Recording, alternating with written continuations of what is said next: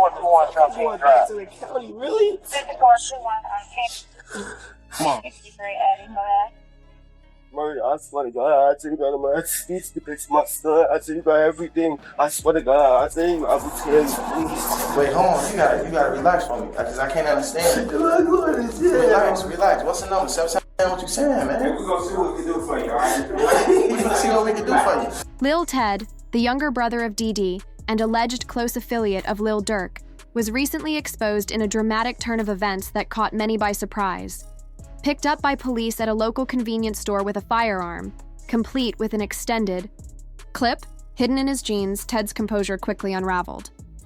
Even before entering the station, he was in tears, desperately pleading with officers and promising to reveal details about multiple murders in hopes of avoiding jail time. Inside the holding cell, he reportedly broke down further, offering to snitch on anyone and anything to cut a deal.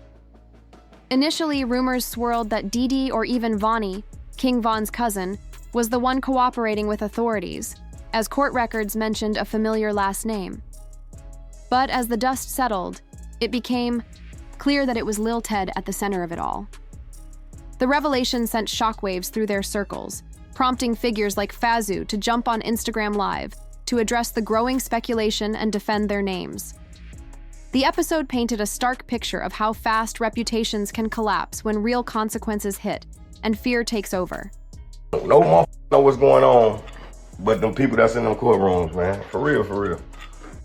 Them be false accusations. Y'all don't even know what the be going on for real. Y'all really be trying to play Inspector Gadget and all this. Y'all just be weird as hell. That's what I be talking about, man. Like, first y'all that threw the jams rumors out there. Now y'all talking about Vonnie a snitch, gang. A snitch on what? Y'all don't even really know what's going on for real. My kids, y'all really just be running. And that's why I don't participate in nothing that got to do with nothing illegal. Because of you motherfuckers, y'all be trying to get them put under the jail. But this is where it gets even crazier. Things took an even wilder turn when DJ Academic stirred the pot by suggesting Vonnie, King Von's cousin, might have flipped on Lil Durk, sparking a wave of confusion across social media. But the truth? It was Lil Ted who had been cooperating, with the authorities all along. When you catch a post from Flago, you've got to take a moment and really unpack the headline. Like when news broke that Durk's co-defendant, Ultia Vonnie, King Von's cousin, filed for protective custody ahead of court, which sounds almost unbelievable. That's exactly why streams breaking down the paperwork are so important. Unlike flashy headlines that often distort facts for clicks, these deep dives help clarify the real story and boost everyone's understanding. Interestingly, this twist might actually play into Durk's favor when it comes to securing bond. A viral tweet caught attention recently, sharing that Durk's legal team submitted what's being called one of the craftiest bond proposals yet, leading many to speculate that Durk could be out before the highly anticipated release of GTA 6. The update came straight from Mo, a well-known lawyer representing several high-profile clients, adding another layer of intrigue to this unfolding saga. Durk case, his lawyer Drew Finling not giving up on the application for a bond. Now, they were denied last week by a magistrate judge. In federal court, you have a magistrate judge and a district judge. The district judge is on top of the magistrate judge. So if the magistrate judge denies you, you can ask the district judge to take a look at it.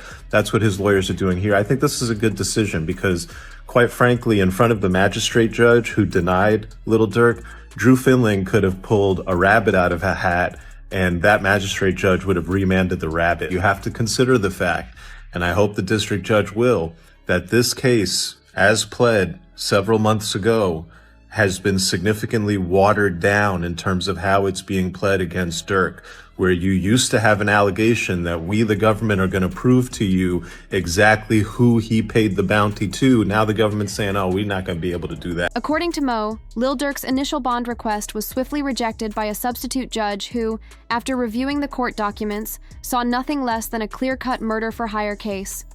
However, the story took a turn when a judge agreed to revisit Durk's situation, scheduling a new hearing for June 2nd to consider his third bail proposal, this time bumped up to $2.7 million.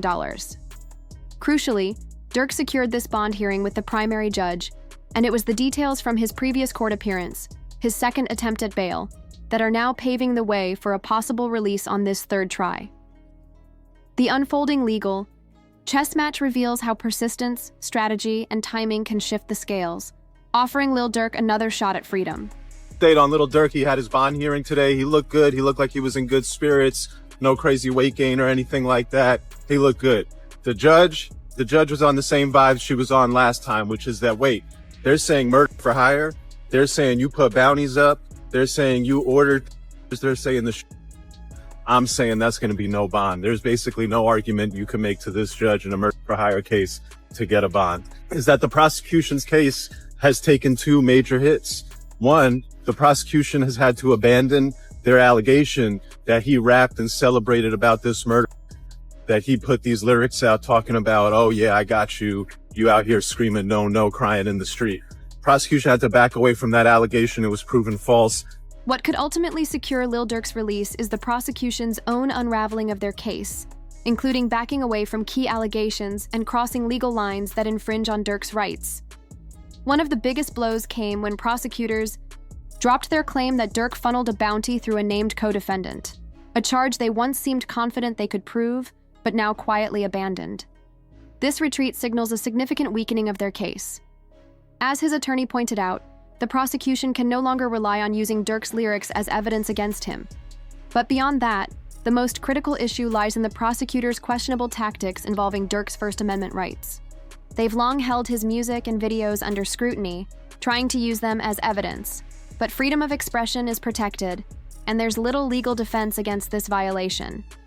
This infringement may prove to be the tipping point that swings the door open for Durk's freedom, exposing the prosecution's strategy as not only weak, but potentially unconstitutional.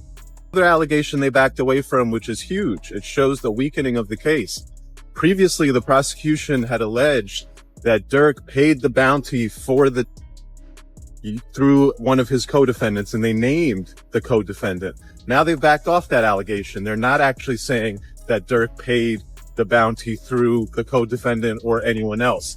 And the fact that they're not saying that suggests that previously they thought they were going to be able to prove that he paid the bounty through this guy, and now they know we're not going to be able to prove that he paid the bounty. Even Lil Durk's lawyer, Drew Finling, called out the prosecution for relying almost entirely on song lyrics as evidence.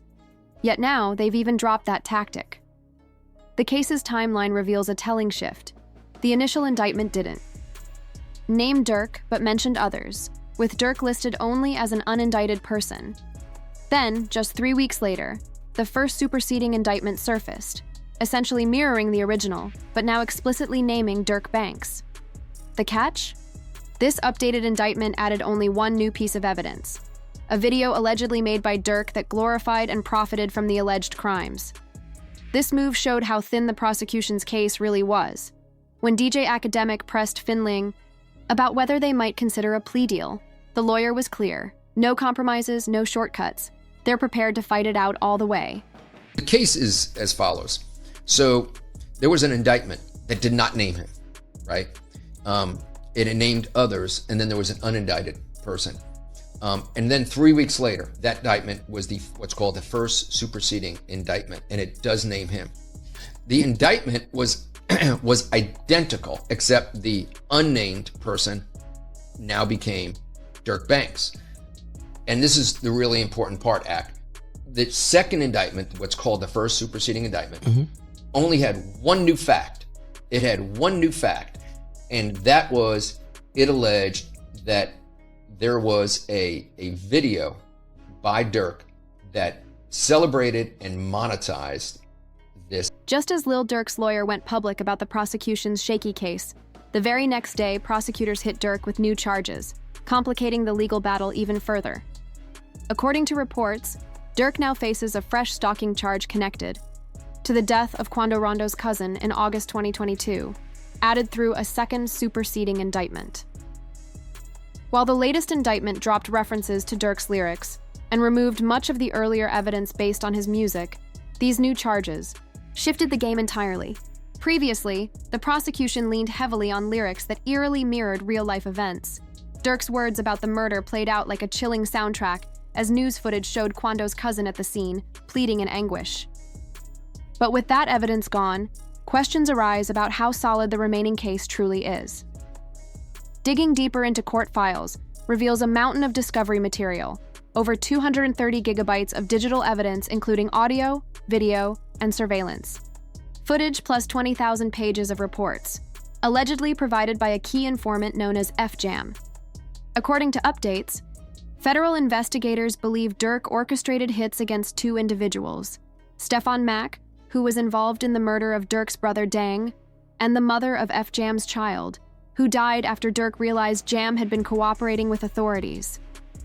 It's believed that FJam holds the key to tying Durk to multiple crimes, painting a grim picture of a legal web far beyond the initial murder-for-hire case.